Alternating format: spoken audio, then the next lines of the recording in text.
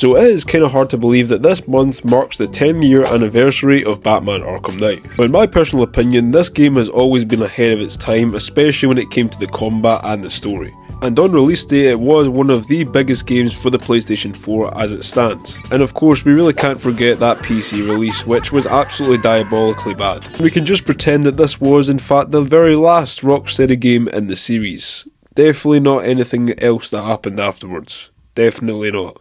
But taking out all the mishaps that Rocksteady has previously done, this is by far their best game in a long time. And this game is still one of the single-handed reasons why the Arkham series is one of the best superhero gaming franchises of all time. Personally, Arkham Knight's story is probably the weakest out of the 3 games, but I would give it the second best along Arkham City.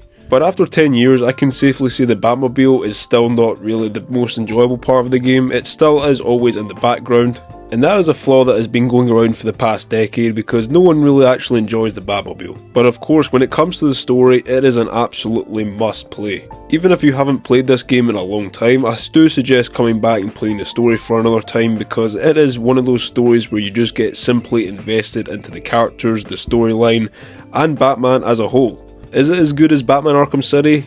Probably not by a long shot, as it does have its issues, but it's simply not a bad story either, and it definitely rounds out the story in a very inclusive way. And I genuinely found more new admiration for the Joker scenes. Of course, Joker appears in every single Arkham game at this point, but he is actually very enjoyable to listen to, and he definitely gives the story a little bit of spice. The side missions in Arkham Knight have always been a hit or miss with most people, such as Riddler and Man-Bat, but of course, after going back to them, they really don't stink as much as they did 10 years ago. You kind of get a little bit of newfound fame for them. But as far as Deathstroke, yeah, he can just get his ass right back to Arkham Origins. But the way I see it, you really have to respect Arkham Knight with what it has done to superhero games in general. For example, we probably never would have had Spider-Man, or neither Spider-Man 2 for that matter, if the Arkham series did not exist in the first place.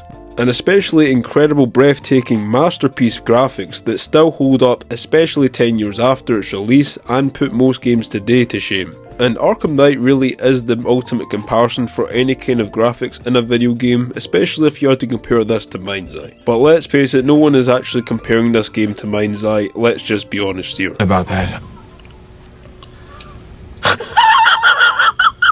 Before everything, I can never make it up to you. You don't need...